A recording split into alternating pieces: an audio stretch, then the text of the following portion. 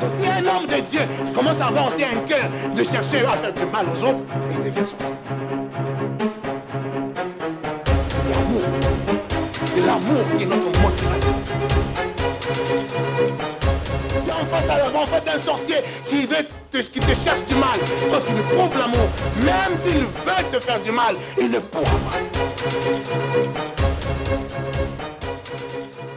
Matthieu chapitre 6, au verset 33, tous les chrétiens connaissent. Cherchez premièrement le royaume des cieux et le reste vous sera donné par-dessus. Cherchez premièrement le royaume des cieux et le reste vous sera donné par-dessus. Comme j'aime bien dire ces derniers temps, toutes ces paroles-là, quand nous les entendons, nous avons lu, relu, entendu, réentendu, proclamé, déclaré. Mais toutes ces paroles restent des slogans. Ça reste de la théorie. Si nous ne comprenons pas réellement ce que Dieu est en train de nous transmettre au travers de ça. Recherchez premièrement le royaume. Alléluia. Et le royaume de Dieu, c'est quoi?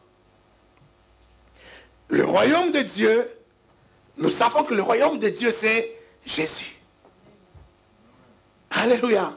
Pour résumer, pour faire court, pour que nous puissions parler dans des développements, le royaume des cieux, c'est Jésus. Jean-Baptiste disait, répentez-vous car le royaume des cieux est proche.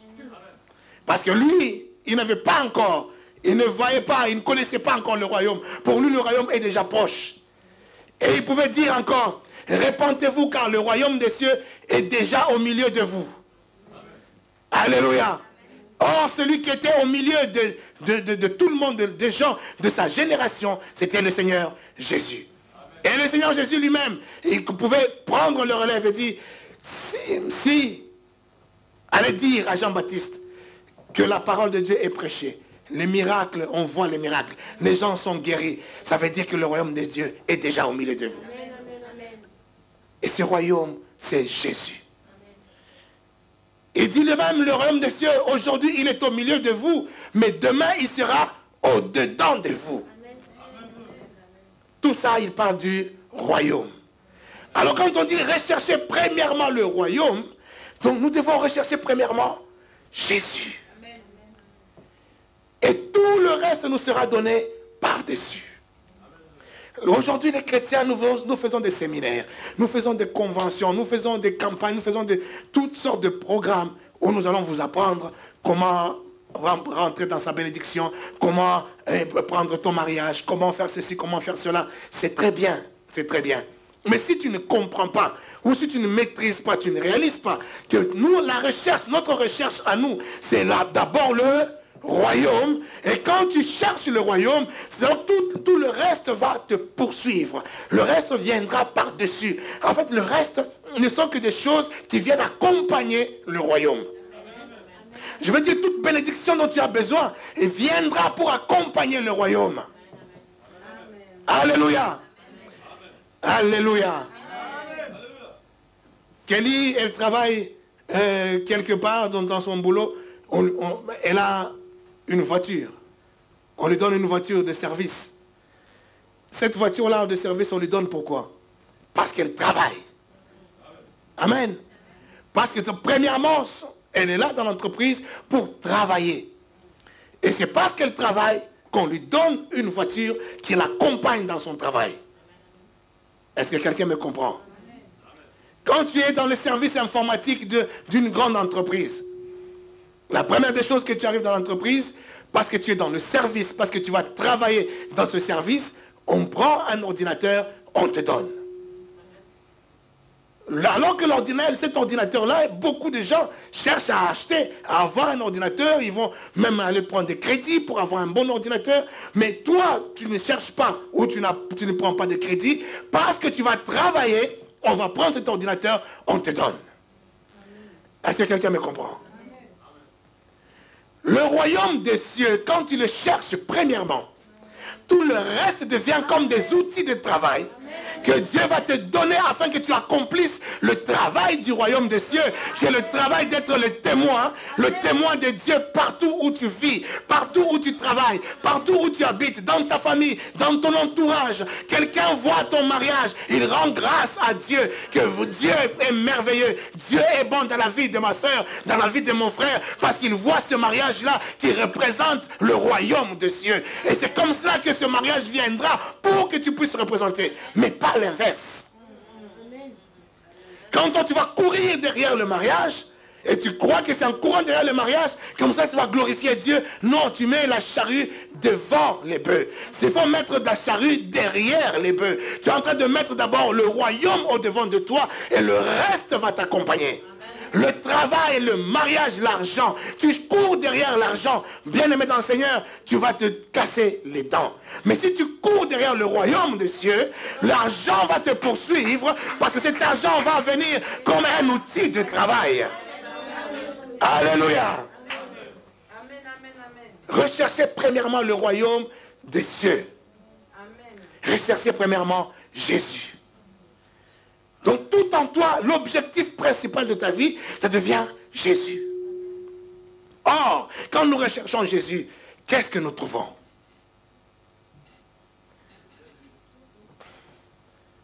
En Jésus, Jésus, il est là pourquoi? Il est venu pourquoi? Quand nous le recherchons pour ce qu'il est venu faire. Mais il est venu faire quoi? Il est venu nous réconcilier avec le Père. Et cette réconciliation, c'est-à-dire, il est venu nous ramener à notre première nature, la nature des enfants de Dieu. Alléluia. Donc quand tu cherches premièrement le royaume des cieux, ta foi n'est pas une foi que tu vas poser sur l'argent. La foi que tu vas poser sur le mariage, sur la santé, sur je ne sais pas quoi. Mais cette fois, tu vas la poser sur ce que Christ est venu faire. Tu vas poser ta foi que je suis devenu enfant de Dieu. Alléluia. J'entendais la modératrice parler encore que nous sommes la prunelle des yeux du Père. C'est Dieu a déployé toutes ses forces pour que tu redeviennes son enfant. Tout le monde n'est pas enfant de Dieu. Nous sommes tous des créatures de Dieu, mais sont enfants de Dieu, ceux qui croient en Jésus-Christ. Ceux qui croient en l'œuvre que Jésus est venu faire ici sur la terre. Si tu crois que Jésus est venu pour nous racheter, nous réconcilier et nous ramener dans la position d'héritier, de co-héritier avec lui, héritier et co-héritier de Dieu. C'est là que tu as maintenant cette foi qui est agréable à Dieu. C'est là que tu rentres maintenant dans le royaume de Dieu. Et c'est maintenant que quand tu vas rentrer dans ce royaume, tout le combat de l'église aujourd'hui, tout l'enseignement de l'église aujourd'hui doit être tourné pour faire grandir la foi des enfants de Dieu, afin qu'ils puissent réellement se sentir enfants de Dieu. Tant que tu ne te sentiras pas enfant de Dieu, tu n'as pas encore grandi dans la foi. Alléluia. Amen. Tu mettras ta foi dans n'importe quoi. Mais quand tu comprendras que tu es enfant de Dieu, là ta foi sera basée sur des bonnes choses. Et là il suffit que cette foi-là soit simplement petite. Petite comme la graine de moutarde. Simplement petite, elle est suffisante. Suffisante. Tu n'as pas besoin d'une grande foi. Simplement savoir que je suis enfant de Dieu. Alléluia. Paul est en train de dire quelque chose de merveilleux. Aux Galates. J'ai remarqué que, vous lisez le livre de tous les écrits de Paul, vous avez remarqué que Paul était très sévère avec l'église de Galates. Or, l'église de Galates est une église qui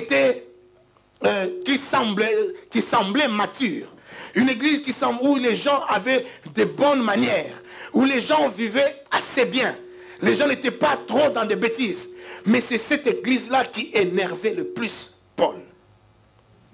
Quand on compare l'église de Galate à l'église de Corinthe où Paul est en train même de pleurer, il dit, mais vous êtes comment là, vous êtes comme les enfants de Job.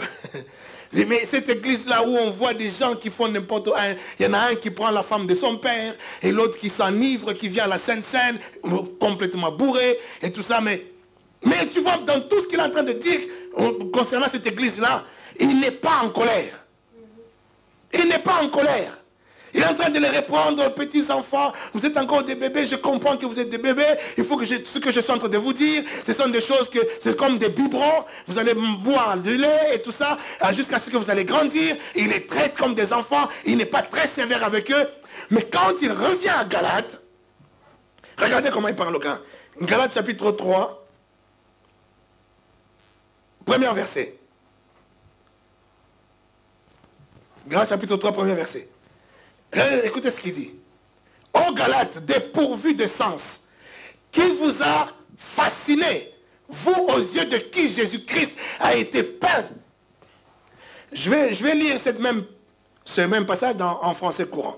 En français courant, il dit, ô Galates insensés, qui vous a ensorcelé.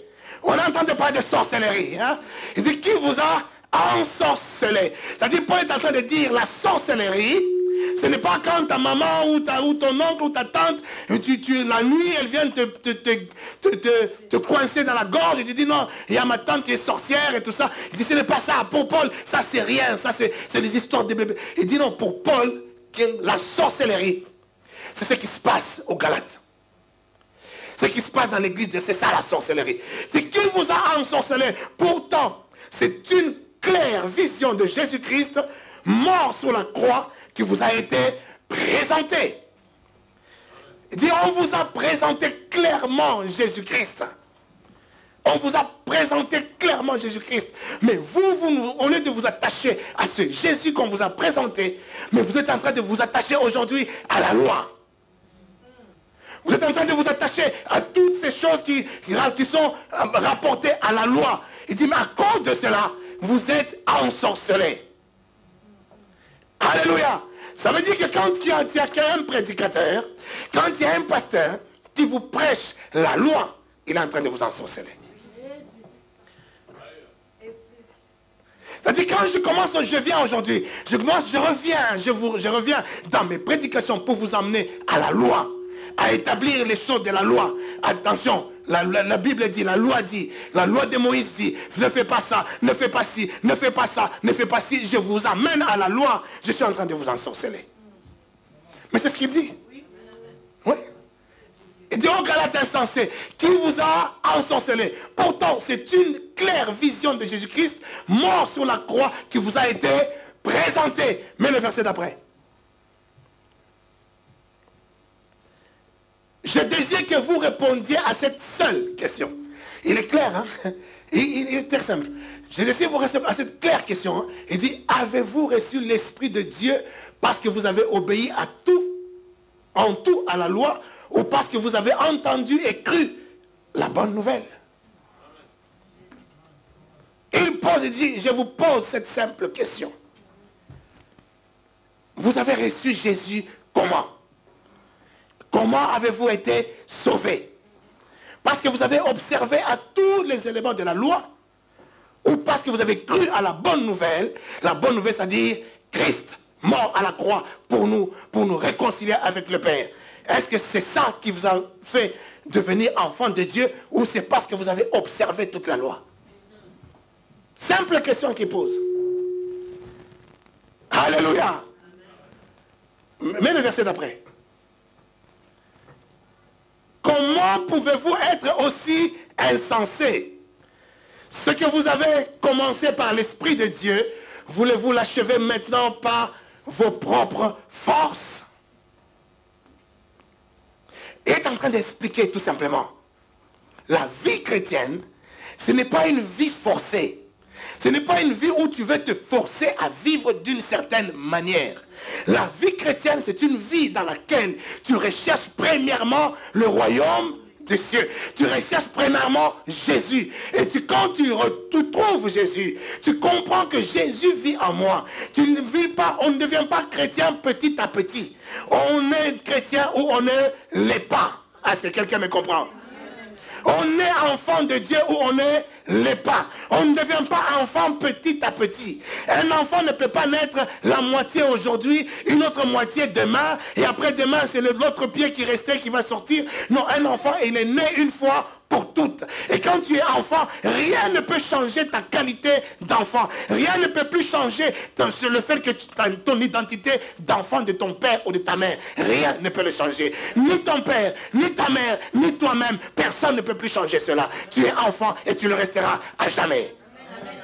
Est-ce que je parle à l'église? Et quand tu deviens enfant de Dieu, tu deviens une nouvelle créature. Cette créature qui est enfant de Dieu, plus rien ne peut plus changer ta qualité d'enfant. Aujourd'hui, l'église, j'ai entendu même des gens prêcher, dire qu'attention, quand tu es chrétien, tu peux perdre ta chrétienté.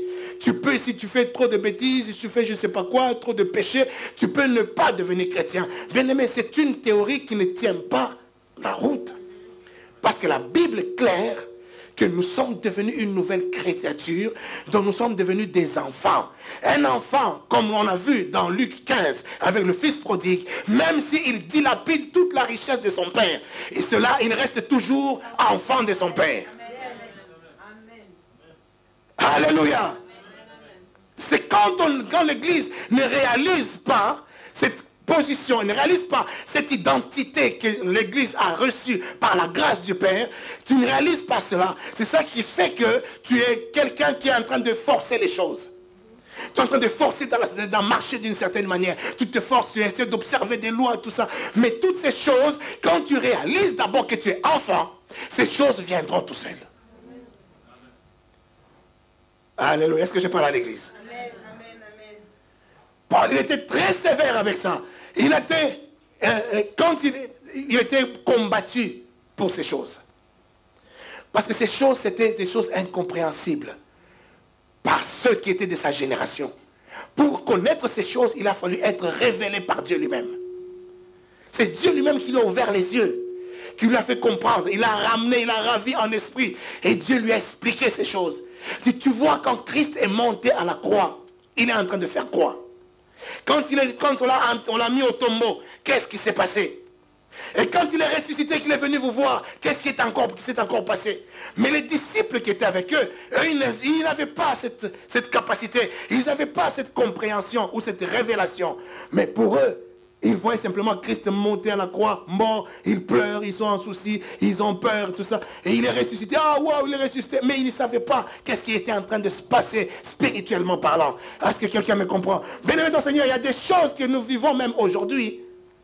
Regardez, tout simplement, aujourd'hui quand nous voyons certaines choses, j'ai mon iPad, je tape seulement, là, ça s'allume. Est-ce que je sais ce qui se passe derrière? Moi, je vois seulement un bouton où j'appuie, ça s'allume. Mais derrière ce bouton, il y a des mécanismes, il y a de l'électronique, il y a des choses qui se passent et qui font que ça s'allume. Mais moi, je ne connais pas ces choses-là. Moi, je sais simplement que quand j'appuie sur le bouton, ça s'allume. Amen. C'est comme ça avec la parole de Dieu. Comme ça avec la vie chrétienne. Il y a pas mal de choses que nous faisons. Nous savons simplement que Dieu a dit, faites ceci. Et quand nous le faisons, nous ne savons pas ce qui se passe derrière. Lui-même, il est en train de faire toute une machinerie derrière. Des choses se passent. Il dit, vous imposerez les mains aux malades, ils seront guéris. Moi, j'impose simplement les mains. Je déclare seulement 2-3 mots. Mais le reste, ce n'est pas mon problème. Je ne sais même pas. Et je n'ai même pas envie de savoir comment ça se passe. Amen, yes. Moi, je crois simplement que quand j'impose les mains, parce que la parole dit, vous imposerez les mains aux malades et ils seront guéris. Alors j'impose et tu seras guéri. Et toi, dans ta position, quand tu crois, tu reçois ce qu'il a été dit, qu'ils imposeront les mains aux malades, ils seront guéris. On t'impose les mains. Et toi, tu reçois cette guérison. Et tu la reçois simplement. Tu n'as pas pris des médicaments. Tu n'as pas été opéré. Mais tu reçois simplement par la foi et tu es guéri. Amen. Alléluia. Bien-aimé, être enfant de Dieu, c'est la chose la plus importante, la plus grande que Dieu nous a fait ou a fait de nous. Et c'est qu'il faut mettre la foi tous les jours, c'est de travailler. Et comment tu vas travailler cela? Comment tu vas le savoir? C'est d'écouter la bonne parole. Et arrêter d'écouter des prédications qui vont vous amener à l'ensorcellement. Alléluia. Et il dit même que non, ceux qui se mettent sous la loi, ils se mettent sous la malédiction. Prends l'autre verset. Le verset 10. Prends le verset 10. En revanche, ceux qui comptent sur l'obéissance à la loi sont frappés d'une malédiction. C'est-à-dire quand tu te mets maintenant sous la loi, tu te mets sous la malédiction. Est-ce que vous comprenez ça? Est-ce que vous réalisez ça? Quand vous entendez de quelqu'un qui vous prêche la loi, qui veut vous ramener à la loi, frère, la loi dit, tu seras puni, tu seras ceci. Il dit, le châtiment qui était prévu pour nous est tombé sur Christ. Ésaïe 53, il dit, il a été considéré comme puni. Ça, c'est la prophétie. Prophétiquement, Ésaïe est en train de décrire ce qui se passe à la croix. Il dit, il a été considéré comme puni. Il a été considéré comme châtié à la croix. Qui? Jésus. Et ce châtiment-là, cette punition-là, c'est cette punition-là qui était destinée à toi, qui est tombée sur lui. Amen. Alléluia. Amen. Mais quand je vais vous ramener encore à parler de la loi, je suis en train de vous maudire. Je dois vous ramener à réaliser que vous êtes des enfants de Dieu. Il y a beaucoup de choses à apprendre. Il y a beaucoup de choses que l'enfant de Dieu doit apprendre. On n'a pas le temps d'apprendre les démons. On n'a pas le temps d'apprendre les choses du diable. On a le temps d'apprendre tout l'héritage que Dieu nous a donné. Est-ce que quelqu'un peut comptabiliser, faire le plan comptable simplement de tout ce que Dieu a laissé pour toi? Quand quelqu'un est mort, qu'est-ce qu'on fait? Un héritier, il laisse l'héritage. Avant qu'on puisse distribuer l'héritage à ses héritiers, on va comptabiliser d'abord. Qu'est-ce qu'il a? Il a laissé quoi? Il a laissé une maison, il a laissé une voiture. En banque, il a combien? On comptabilise vite fait, on a fait le tour. Et après, maintenant, on comptabilise les héritiers. Et puis, on essaie de dispatcher. Amen. Alléluia. Amen. Mais la Bible dit, Hébreu chapitre 6.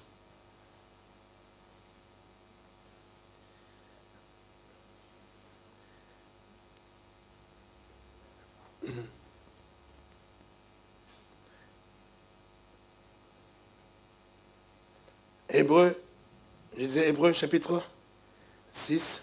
Je cherche, la Bible est en train de nous parler, de nous révéler quelque chose de merveilleux. De merveilleux. Nous ne sommes pas n'importe qui. Dis à ton voisin, je ne suis pas n'importe qui. Regarde-moi bien, je ne suis pas n'importe qui. Alléluia. Oui, parce que les chrétiens, tellement qu'on vous a enseigné à vous minimiser. On vous a enseigné à vous diminuer à cause de vos péchés, à cause des erreurs que vous avez faites. On a dit que toi, tu ne seras jamais, toi, tu ne pourras jamais, toi, tu ne sauras jamais. Mais laisse-moi te dire, Hébreu 6, je disais 6.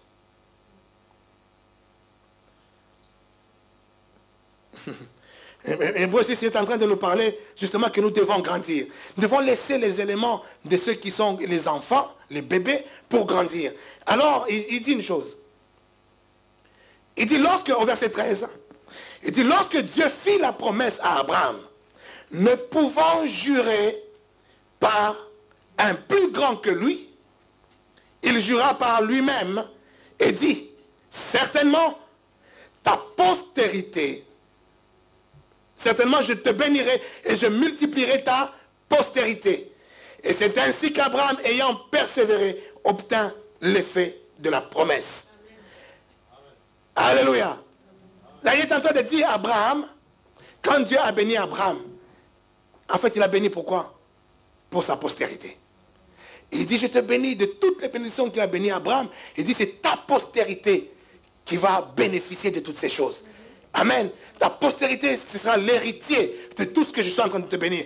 Donc, maintenant, c'est quoi cette postérité-là? Nous savons que la postérité dont parle Abraham, dont parle la Bible, c'est nous. Nous sommes héritiers en Abraham. Donc, nous allons lire encore ce qui va Je cherche un passage là qui nous amène encore à comprendre cela bien. Ok. Au verset 17, il dit, c'est pourquoi Dieu, voulant montrer avec plus d'évidence aux héritiers de la promesse, l'immuabilité de sa résolution plutôt, il intervint par un serment. Amen. Là, on continue encore. Il nous parle de, maintenant il parle d'Abraham.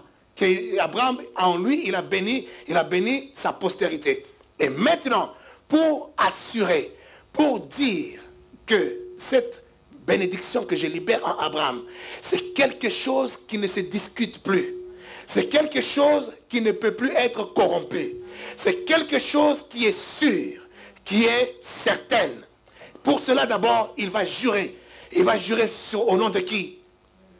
Au nom de lui-même. C'est-à-dire, il met son nom en jeu.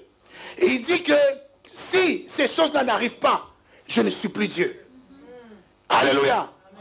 Comme nous les hommes, souvent on dit, si je te promets, je te jure, je vais faire ça. Si ça ne se fait pas, donc ce n'est pas moi. Donc Dieu est en train de dire que si les choses qu'il a promis à Abraham, et qu'il a dit ces choses, ce sont ta postérité qui vont bénéficier de ces choses, les héritiers qui vont bénéficier de ces choses, si ça n'arrive pas, je ne suis plus Dieu. Est-ce que Dieu ne peut ne plus être Dieu? Est-ce que Dieu peut ne plus être Dieu? Alors s'il ne peut ne pas être Dieu, c'est que cette promesse ne peut pas faillir non plus. C'est que cette promesse, elle est certaine. C'est pour ça qu'il a dit l'immuabilité, l'inchangeabilité, l'invariabilité. Ça ne peut pas varier, ça ne peut pas changer. C'est sûr et certain, c'est signé. Amen.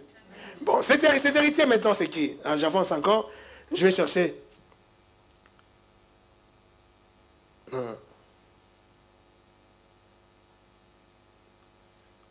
Continuez verset 18.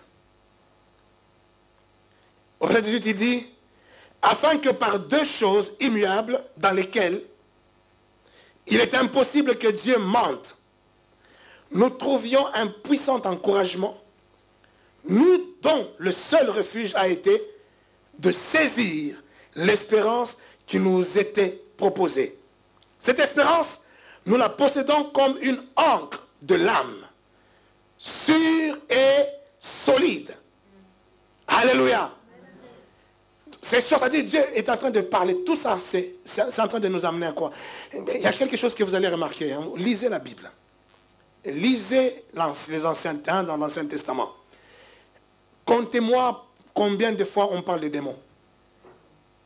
Je parle de l'Ancien Testament. Comptez-moi combien de fois on parle de démons. On va nous parler des Amalécites, on va nous parler des Jébusiens, on va nous parler des Phérésiens, des Moab, tout ça. Ce sont des esprits, hein, ils représentent des esprits. Mais parler des démons en tant que démons. Cherchez. Et dites-moi combien de fois on parle de démons. Vous voyez que ce sont des choses, bien aimés dans le Seigneur. Aujourd'hui, on voit des églises où on ne parle que du 1er au 31, on ne vous parle que des démons. On vous parle que des démons ont fait ceci. Attention, les démons de Marie des nuits, les démons de machin, les démons, on vous parle que de ça. Mais bien aimé dans le Seigneur, toutes ces choses-là, on ne dit pas qu'ils n'existent pas. Ils existent. Mais ce n'est pas la connaissance de ces choses qui va t'amener au résultat ou qui va t'amener à la solution. La solution de cette foi, qui tu es. Ton identité, c'est quoi ton identité? Quand tu connais ton identité, cette identité commence à être ancrée dans ta vie. C'est comme de l'encre, elle dit comme de l'encre. L'encre, ça dit, c'est il y a une pièce là dans les bateaux qu'on jette dans l'eau et qui coince, qui va dans l'eau, qui fait que le bateau, il est grand, mais le bateau ne bougera plus. Amen. C'est ça l'encre. Donc il dit, ces choses-là doivent être comme l'encre de ta vie. Donc quelque chose qui ne te fait plus bouger. Et ces choses-là, c'est de connaître ton identité. Connaître que je suis héritier. Alléluia. Et nous avons tout le temps pour connaître, pour faire l'inventaire de l'héritage. s'il faut, du 1er janvier au 31 décembre, pour qu'on puisse faire simplement l'inventaire de l'héritage que Dieu nous a donné, on n'a plus de temps pour parler des démons. Est-ce que quelqu'un me comprend? Cet inventaire simplement, on n'aura plus le temps de parler des démons. Mais quand tu parles, quand tu es distrait, quand tu es distrait, être distrait, c'est être concentré sur quelque chose qui n'est pas important. Amen, c'est ça être distrait. Concentré sur quelque chose qui n'est pas important dans ta vie. Quand tu es concentré sur les démons, concentré sur les sorciers, concentré sur ces choses, donc tu es distrait. La chose la plus importante, c'est le royaume des cieux. Recherchez premièrement le royaume, la délivrance te sera donnée. La guérison te sera donnée. Les liens seront tombés. Toutes les oppositions seront coupées.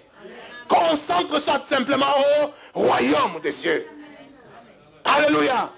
Il n'y a pas que l'argent, simplement, non. Moi, je cherche l'argent, alors, je sais. Non, il n'y a pas que... Tout, c'est tout.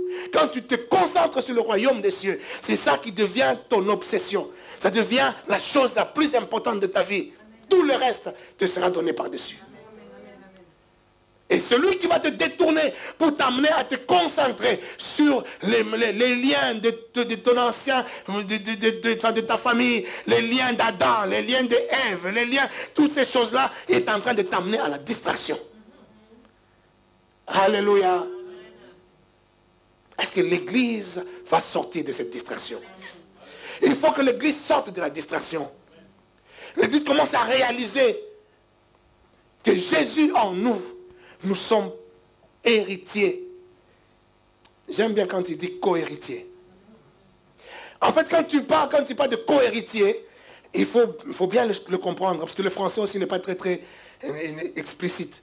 Mais co-héritier, tu as l'impression de dire, si je suis co-héritier, moi, avec mon frère, c'est que l'héritage de mon père tel qu'il est, moi, j'aurai peut-être 20%, lui, il aura 30%, un autre, il aura 40%, et on va se partager en pourcentage. Ça, c'est ce qu'on peut appeler co-héritier. Mais en réalité, en hébreu, quand on parle de plutôt en hébreu, même en grec, là où ça a été traduit par co-héritier, c'est quelque chose qui est plus fort que le fait d'être co-héritier en français. C'est-à-dire que nous sommes héritiers en même temps. C'est-à-dire, si toi tu as 100%, j'ai 100%. Si Jésus a 100%, moi aussi j'ai 100% de l'héritage. Tout ce qui est pour lui est pour moi.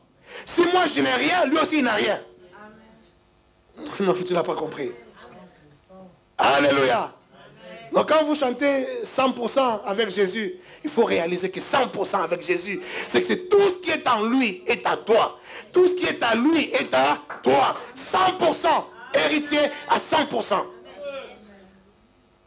En anglais, ils disent, ils emploient le mot bon. Fallon n'est pas là. Hein? Je suis un peu fâché avec l'anglais en ce moment. Alléluia. Alléluia. Prends Romains 8. Romains 8. Bien aimé, il faut, dans la prière que vous allez faire, que vous faites tous les vendredis, vous êtes là en intercession. Nous sommes en train d'intercéder pour la journée du 12. Comme je disais à l'école de gloire le mardi, cette intercession doit se faire sur des bonnes bases. Amen. Parce que quand on voit même les intercessions dans des églises, on voit même des enseignements sur l'intercession. Un enseignement sur l'intercession. On t'explique des choses, tu regardes, tu dis, mais ils sont en train de nous maudire. L'intercession, comment l'intercession peut être basée sur ces choses? Parce que même à l'intercession, quand vous priez, priez en connaissance de ce que vous êtes, de ce que Dieu a déjà fait en Jésus-Christ pour vous. Vous allez voir que vous allez moins faire des bêtises, moins pleurer dans les intercessions. Mais quand tu pleureras de joie. Oh. Il dit, dans Romains 8,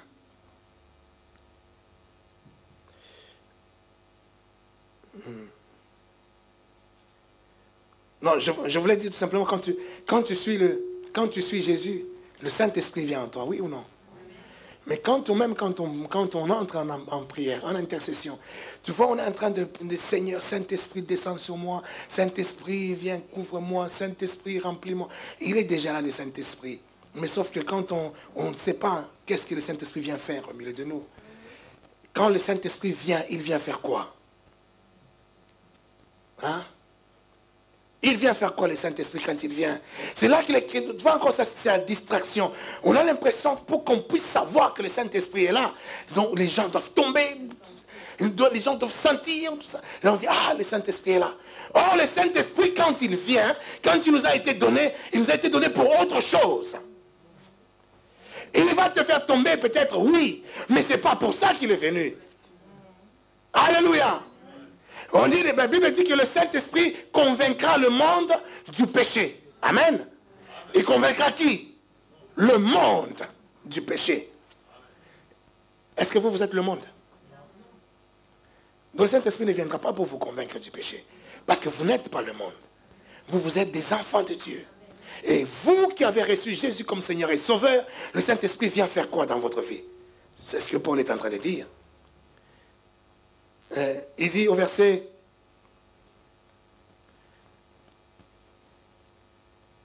Non, prends plutôt Galates. On revient sur Galates.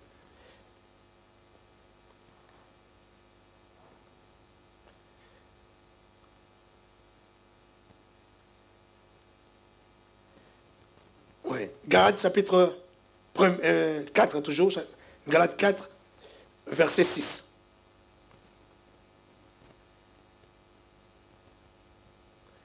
Galates 4, hein, verset 6. Il dit, et parce que vous êtes fils, Dieu a envoyé dans nos cœurs l'esprit de son Fils, lequel crie. La version en français courant dit, pour prouver que vous êtes bien de ses enfants, Dieu a envoyé dans nos cœurs l'esprit de son Fils. L'esprit qui crie, Abba, mon Père. Alléluia. Alléluia. Donc quand le Saint-Esprit vient et tombe, c'est pour te convaincre, toi, que tu es enfant. Tu comprends? Pour te convaincre, donc, il sait que tu es déjà enfant. Mais il sait que comme tu es un enfant, tu es un fils d'adoption. Le fils d'adoption, tu ne réalises pas encore très bien que en étant adopté, tu es véritablement un enfant de Dieu. Alors le Saint-Esprit, quand il vient en toi, c'est pour te convaincre que tu es enfant. Il vient crier en toi, Abba. Il vient crier en toi, Père. Il vient te convaincre de la paternité de Dieu pour toi. Parce qu'il sait que c'est cette paternité convaincue en toi qui est le royaume des cieux, qui vient maintenant habiter en toi. Et ce royaume des cieux, une fois que tu sens, une fois que tu prends, une fois que tu crois en cela, le reste te sera donné par-dessus. Est-ce que quelqu'un peut dire encore Amen? Mais quand on parle du Saint-Esprit, le Saint-Esprit comme le roi, hein, le roi, donc on a l'impression quand le roi arrive, c'est pour que les gens tombent, pour que les gens, ne sais pas, ils soient guéris. Mais tout ça, ce sont des conséquences de ce que tu sens que je suis fils et que l'Esprit en toi crie Abba. C'est là que la guérison même vient. Alléluia. C'est là que tu sais que je suis enfant de mon Père. Je suis dans la maison de mon Père. Quand je rentre, j'ai soif. Je vais au frigo, j'ouvre. Je ne dis pas, papa, s'il te plaît, est-ce que je peux prendre de l'eau? Non, c'est dans ta maison. Tu vas, tu te sers, tu prends de l'eau et tu bois. Est-ce que quelqu'un me comprend? Quand tu sais que papa, je suis dans ma maison, je suis le fils de mon père, et moi j'ai besoin de je ne sais pas quelle chose, je vais me servir de la chose. À moins que papa te dise non, ça pour l'instant ce n'est pas bon pour toi. Parce que toi, tu n'as pas encore compris si c'était bon réellement pour toi ou pas. Est-ce que quelqu'un comprend cela? C'est là que l'église aujourd'hui a besoin simplement de grandir. L'église a besoin de devenir mature. Alléluia. Toujours dans Galates 4, quand on revient au premier verset. Reviens au premier verset.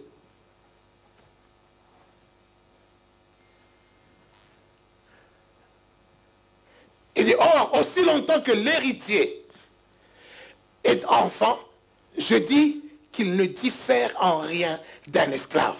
Quoi qu'il soit le maître de... Mets aussi en français courant. Comme ça, on balance les deux, hein, pour bien comprendre. Hein? Bien aimé, écoutez, il dit, nous sommes enfants de Dieu, oui ou non? Quand tu es maintenant convaincu, l'Esprit vient en toi, le roi vient en toi pour te convaincre que tu es enfant de Dieu. C'est pour que tu puisses grandir dans ta qualité, dans la connaissance de ton identité, que tu es enfant de Dieu. Maintenant, quand tu es enfant de Dieu, tu dois aussi grandir en tant qu'enfant de Dieu. Et là, il dit, en d'autres mots, voici ce que je veux dire. Aussi longtemps qu'un héritier est mineur, tu es héritier, enfant de Dieu, automatiquement tu es héritier de Dieu. Maintenant, aussi longtemps que tu es mineur. Alléluia. Ta situation ne diffère pas de celle d'un. Donc non, c'est comme si j'ai des liens de famille, j'ai des liens de je ne sais pas quoi, j'ai des liens, dans ma famille il y a des liens. Ces liens que tu sens là, ce ne sont pas des vrais liens. En fait, tu es encore comme un esclave. Mais tu n'es pas esclave. Tu n'es pas esclave, tu es enfant de Dieu. Mais tu es comme un esclave. Tu vis comme esclave. Et il ajoute, il dit, bien que théoriquement tout t'appartient, tout. Le mariage t'appartient, la santé t'appartient, l'argent t'appartient, tout t'appartient. Théoriquement, tout t'appartient. Mais tu n'as pas ces choses parce que tu es comme un esclave. Et tu es comme un esclave parce que tu n'as pas grandi. Or, grandir, c'est avoir la foi que tu es enfant de Dieu. Alléluia. Et réaliser que Dieu, tout ce qu'il a accompli. Bien aimé, ce ne sont pas les jeûnes et prières qui vont te faire grandir. Amen. Les jeûnes et prières vont t'aider à développer ta relation, à développer même ton onction. Mais ce n'est pas ça qui va te faire grandir. La seule chose qui peut te faire grandir, c'est la parole de Dieu. C'est la connaissance, c'est ça la nourriture, le pain de vie. Le pain. Vous vous souvenez que Melchisedec était venu donner à Abraham quand Abraham avait gagné la bataille contre les rois qui avaient pillé Sodome et Gomorrhe. Abraham est allé, il a gagné, il a repris son frère Lot et tous les biens et en chemin. Et premièrement, qui était sorti pour le voir? Le roi de Sodome. Il est sorti pour le voir. Le roi de Sodome, qu'est-ce qu'il lui propose? Il lui propose, il dit, je te donne tous mes biens, toi donne-moi tes hommes. Ça, c'est la séduction de la chair. Sodome et Gomorrhe représentent la séduction de la chair. Toi qui es enfant de Dieu, tu ne dois pas être séduit par les choses qui sont venues, qui viennent pour te séduire la chair. Alléluia. Un enfant de Dieu, quand tu es enfant, est-ce que ton fils là, c'est comment encore le prénom, jeune homme? Nathan. Est-ce que Nathan se préoccupe? Nathan, est-ce que toi tu te préoccupes de ce que tu vas t'habiller demain?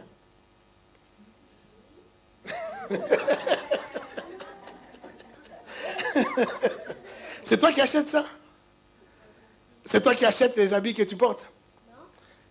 Tu te préoccupes de savoir où est-ce que je vais trouver l'argent pour acheter mes habits? Est-ce que tu te préoccupes où est-ce que je vais trouver l'argent pour acheter ce que je vais manger demain? C'est qui se préoccupe de ça? C'est qui se préoccupe de ça? Est-ce qu'on peut appeler, on peut acclamer Nathan? Alléluia! Quand tu es enfant, un enfant ne se préoccupe pas de ce qu'il va manger demain. Un enfant ne se préoccupe pas de ce qu'il va boire demain. Il ne se préoccupe pas de ce qu'il va se vêtir demain. Et il dit, ce sont les païens qui s'en occupent. Ce sont les païens qui s'en préoccupent. Toi qui es enfant de Dieu, tu n'as pas à te préoccuper de ça. Parce que le Père prend soin de toi.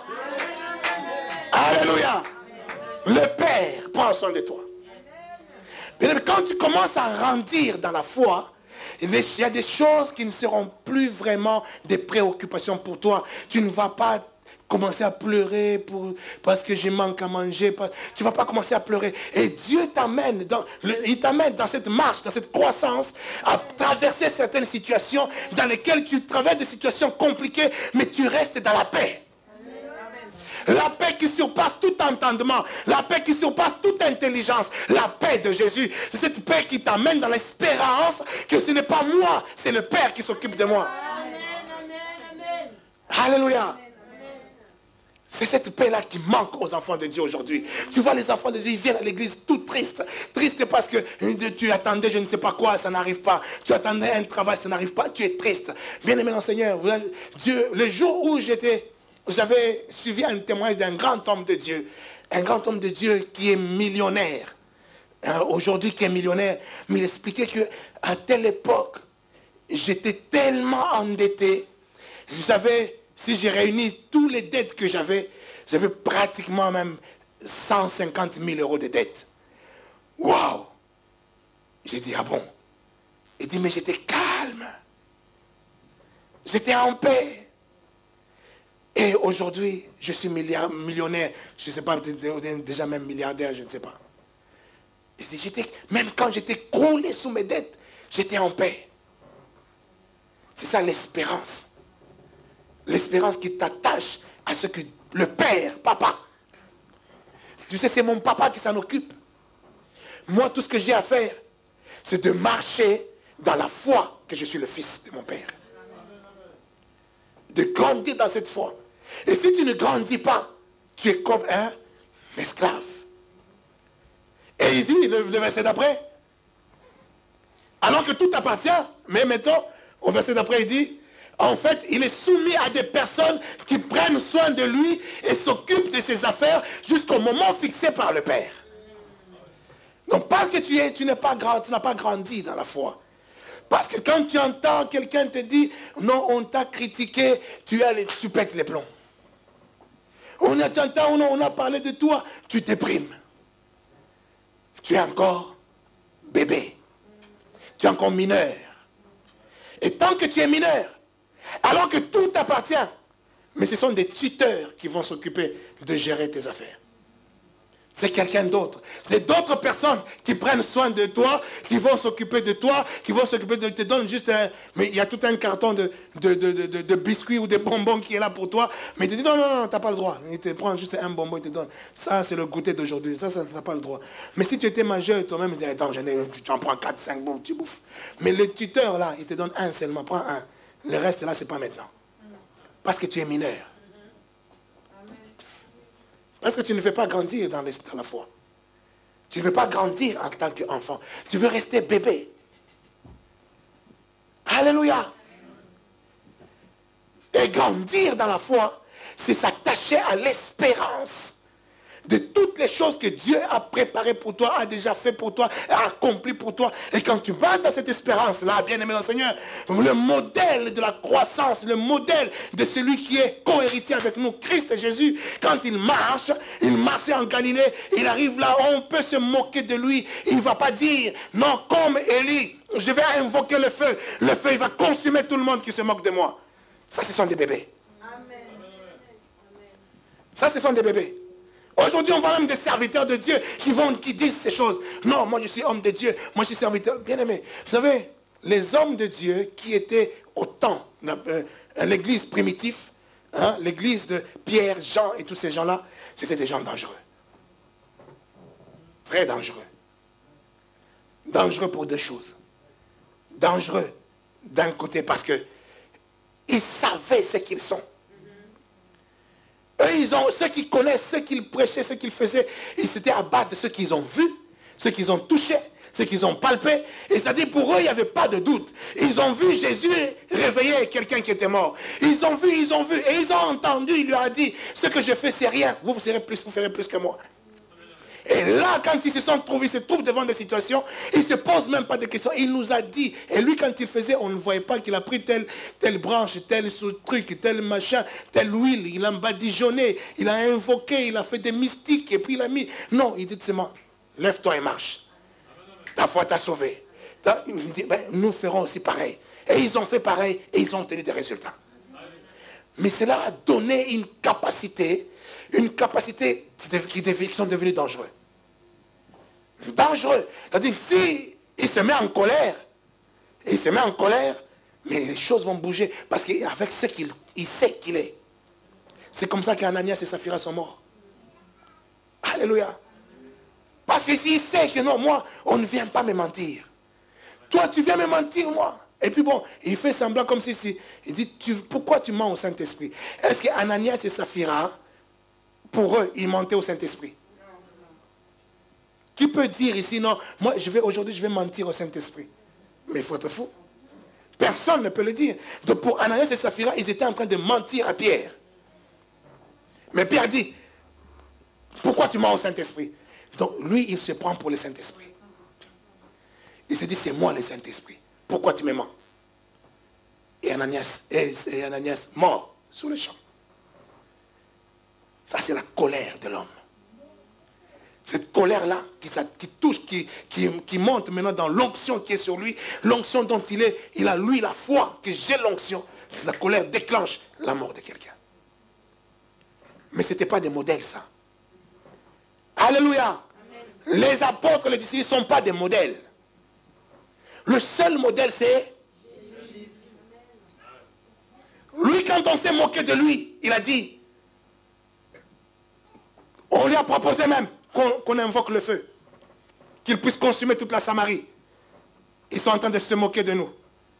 Lui dit, arrêtez, vous savez pas quel esprit vous anime. Pour dire que l'esprit qui vous anime là, ce n'est pas mon esprit.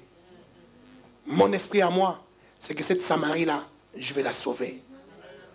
C'est pour ça qu'il s'est arrêté en Samarie. Il a parlé à la femme samaritaine. Et la femme samaritaine est allée raconter cela aux autres. Et tout le monde est venu le voir. Il a commencé maintenant à raconter à tout le monde. Et tout le monde a été sauvé. Alléluia. Il a démontré maintenant que moi, le modèle, c'est comme ça que je fonctionne. C'est pas pour Abraham et David, il a dit, j'envoie le feu contre mes ennemis. J'envoie le feu contre... Non, c'est pas ça. Le modèle, c'est Christ. Il a envoyé le feu à qui? À ceux qui étaient en train de le tuer sur la croix. Il dit, Père, pardonne-leur. Ils ne savent pas. Vous connaissez la différence entre un sorcier et un homme de Dieu? La différence entre un marabout et un homme de Dieu. Un occulte, un grand... Enfin, tous ces gens-là, en Afrique, là, qui font des mystiques et tout ça. La différence entre les deux, c'est quoi? La différence, ce n'est pas dans la puissance. Les sorciers aussi, dans la puissance. La différence est dans le cœur. L'homme de Dieu doit avoir un cœur d'amour. Là où le sorcier, il a un cœur de haine, un cœur de vengeance, un cœur de combattre, un cœur de faire du mal. Donc si un homme de Dieu commence à avoir aussi un cœur de chercher à faire du mal aux autres, mais il devient sorcier. Alléluia. Si un homme de Dieu t'apprend que non, écoute, il faut comme tes ennemis, tu calcules leur nom, tu mets leur nom sur une liste et puis tu vas commencer à les bombarder un à un. Il est en train de t'initier à la sorcellerie. C'est l'amour. C'est l'amour qui est notre motivation. Les enfants de Dieu marchent dans l'amour de Dieu. Et cet amour-là, l'amour ne souffre pas d'échec. L'amour ne peut jamais souffrir d'échec. Tu es en face d'un sorcier qui te cherche du mal. Toi, tu lui prouves l'amour. Même s'il veut te faire du mal, il ne pourra pas te faire du mal. À cause de l'amour que tu les rends. Alléluia. Des sorciers ont témoigné que moi j'étais venu, je devais te détruire, mais je n'ai pas pu. Mais regardez tous ceux qui ont témoigné dans ce sens-là. Si vous analysez l'histoire, vous allez voir que l'homme qui devait être ensorcelé, ce n'est pas parce qu'il était dans la prière, ce n'est pas parce qu'il était dans les jeûnes. Non, tout simplement parce qu'il avait l'amour dans le cœur. Parce qu'il avait l'amour envers la personne. Tu es ma tante, tu es mon frère, tu es mon oncle. Je t'aime. Ah, mon oncle, je t'aime. Mais alors que toi, tu es sorcier, tu cherches à me donner au roi de Sodome pour avoir la richesse. C'est ça. Le roi de Sodome, il a dit quoi? Donne-moi tes hommes, moi je te donne la richesse. Ben, lui, il a voulu la richesse et on lui demande les hommes et il veut te passer toi. Alors toi, tellement que toi, tu l'aimes, ce frère-là. Tu l'aimes de tout ton cœur, tu l'aimes. C'est lui-même à un moment donné qui va laisser une partie de sa vie là-dedans. Oh, alléluia. Que l'église grandisse. Que l'église apprenne à marcher selon Dieu à marcher selon l'amour de Dieu, à marcher selon l'identité chrétienne des fils et des filles. Nous allons continuer la prochaine fois. Il y a des choses à dire, beaucoup de choses à dire sur l'identité chrétienne et sur la foi.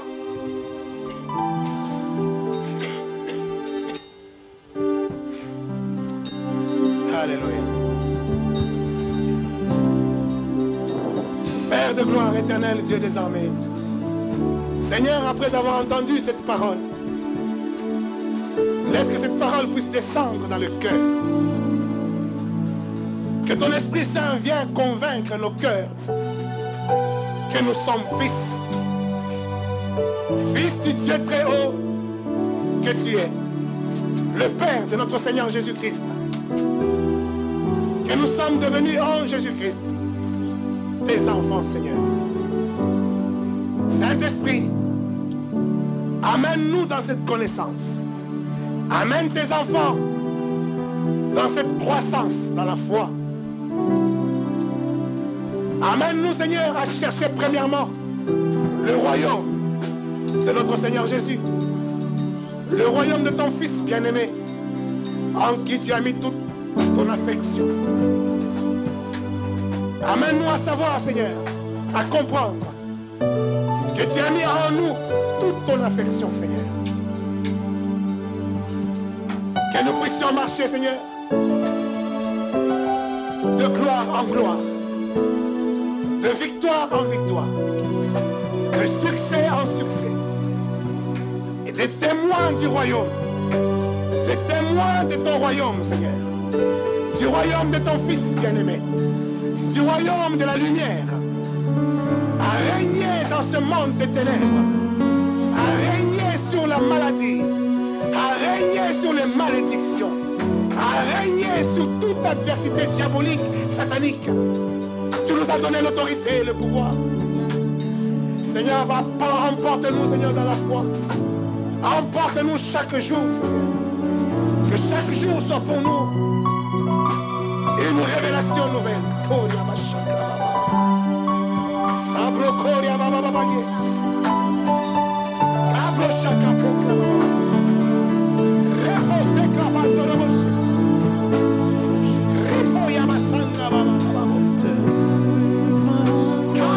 Kablo